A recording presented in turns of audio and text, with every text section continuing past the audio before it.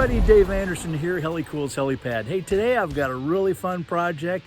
It is a quilter's rack, and it is a must for anyone who is in the Order of the Arrow and doing a button blanket. Stay tuned. And we'll quickly just run down the list here. We have the 2 at 6 inch, the 4 at 11 and 1/8, the 3 at 40 inches, the 6 at 25 inches. We got 2 cans. One is the primer, the other is the glue for PVC. We have an 8-pack of 2-inch clamps. We've got 2 90-degree 2-inch bends, 2 2-inch caps, 4 2-inch T's, and 4 3-way elbows, also at 2-inch.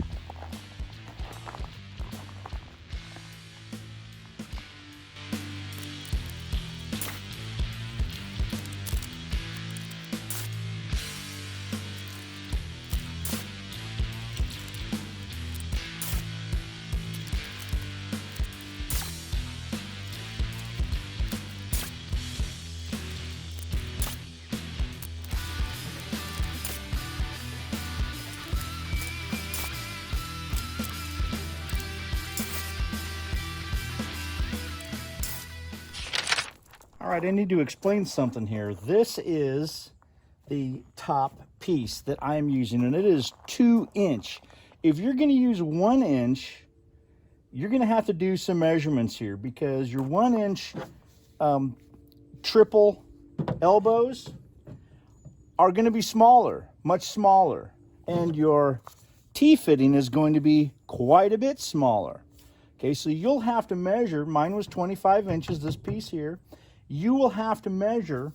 Can you see that? Let me see if I can see it in the camera. Okay, so right there is where the groove is. I just put the little stop on it, and I need to check inside there to see where it lines up with the other groove, and it looks like it's 2 3/4. Okay, you see what I'm talking about? You'll have to do that same thing with the 1 inch.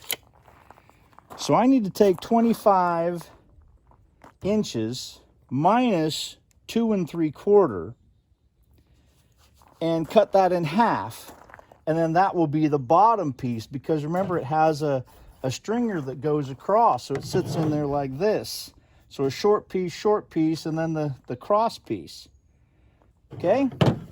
So if you're doing a different dimension, you'll have to check and see what dimensions that you're actually going to need for a 1 inch or a 1.5 inch, rather than the dimensions that I'm posting for a 2 inch.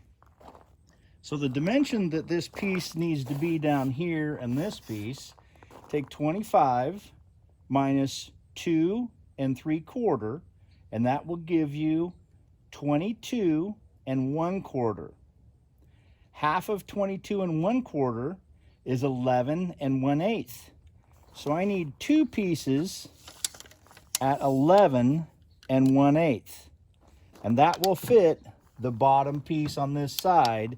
And then I'll need 2 more for the other side. So 4 pieces at 11 1/8 for a 2-inch Schedule 40 pipe.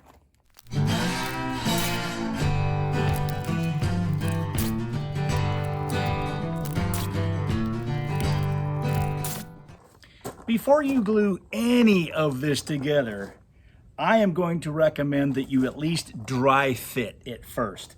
Because if you got something wrong, dry fitting is going to tell you right from the very beginning, and you won't have to throw away and go buy more parts.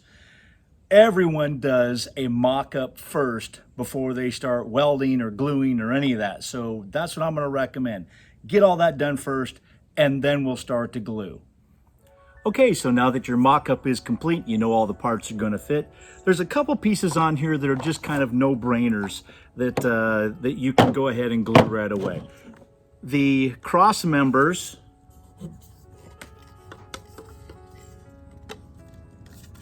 they go on the very bottom. That will never come apart, and, well, you know what? it just about fits the rest of these, so the bag or whatever that you develop to put all this in, it's gonna fit. So those are pretty easy. The other thing that you are gonna consider is, well, do I wanna have it on the drop downs, or am I gonna wanna have it on the longer pieces?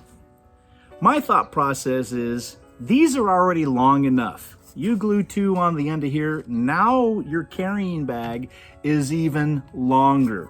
So I would not recommend putting anything on these 40 inchers, but go ahead and glue up some of the legs that go on down, and then, well, take a look and see what you got after that. Remember to primer first, both the fitting and the pipe, and then glue later. Remember, this glue sets up extremely fast, about 2 seconds, so you have very short time in order to push the pipe into place. Make sure it goes completely into the fitting.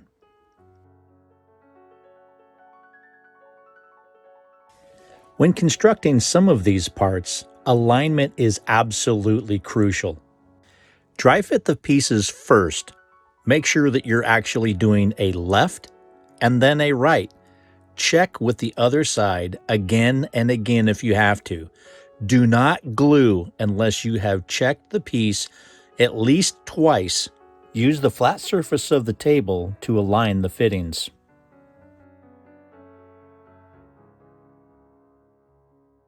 Once again, dry fit everything.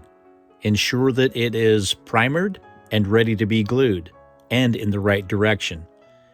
Once again, use the table to ensure alignment of the fittings.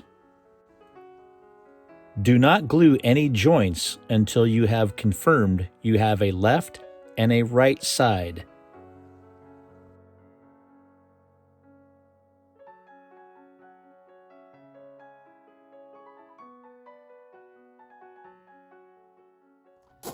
All right, so now is a very good time to assemble it.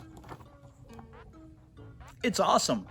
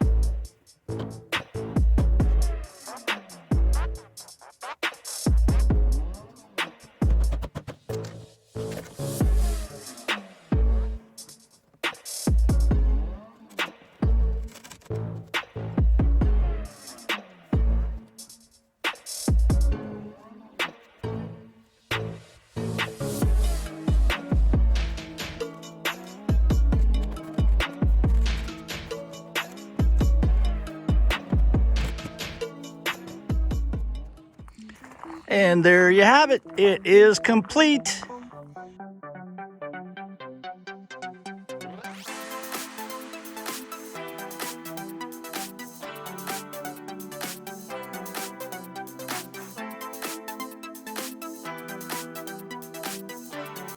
All right, the finished product of this one just happens to be 30 by 45.